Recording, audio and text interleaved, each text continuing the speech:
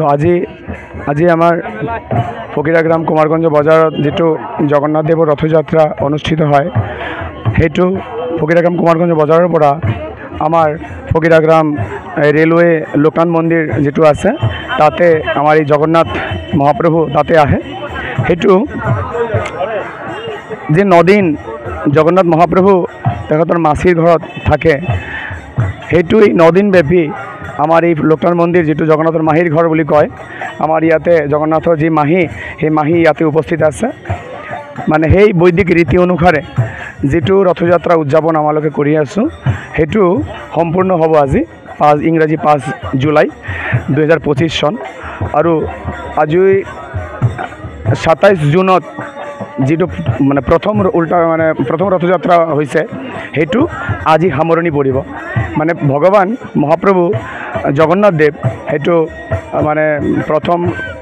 আহাৰ মাহৰ শুক্লা দ্বিতীয় তিথিত যেটো ৰথযাত্ৰা হয় আমাৰ বিশ্বত সেইটো আমাৰ ফকিৰাগ্ৰাম কুমাৰগঞ্জ বজাৰত যেটো হৈ আছে সেইটো আমাৰ ফকিৰাগ্ৰাম লোকনাথ মন্দিৰ প্ৰাংগণত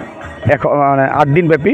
ইয়াতে অনুষ্ঠানদি হয় প্ৰহৰে জগন্নাথৰ ভোগ নিবেদন সমস্ত বিভিন্ন দূৰ দূৰান্তৰ পৰা আহি ৰাইজসকলে ভক্তসকলে আহি ভোগ নিবেদন কৰে সেইটো আজি মানে যেতিয়া এই যে আমাৰ ফকিৰাগ্ৰাম কুমাৰগঞ্জ বজাৰত যেটো আজি 10 বছৰলৈকে হৈ আছে আমাৰ মহাপ্ৰভু জগন্নাথৰ যেটো ৰথযাত্ৰা এটো হয় ভক্ত আৰু ভগৱানৰ মিলন উৎসৱ সেই ভক্ত ভগৱানৰ মিলন উৎসৱ মানে প্ৰথম ৰথযাত্ৰাত ভগৱান মন্দিৰৰ পৰা আহি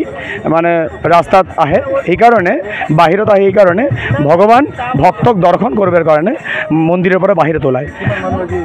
আজি মানে প্ৰথম ৰথ যেটো মানুহ হৈছে মোটামুটি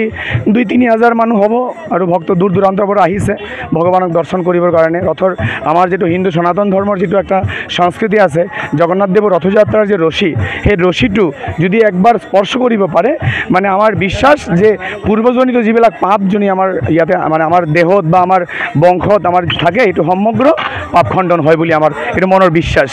সেই কাৰণে আজি আমাৰ এই উল্টা ৰথযাত্ৰা আজি ভগৱান গৰ্ভ মন্দিৰত উপস্থিত হ'ব যাবই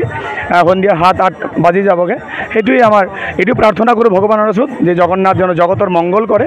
আৰু ফকিৰাগ্ৰাম ৰাইজবাসী ফকিৰাগ্ৰাম ভক্ত বিশ্ব ব্ৰহ্মাণ্ডৰ যিমান ৰাইজসকল ভক্তসকল আছে সমস্ত ভগৱান যেন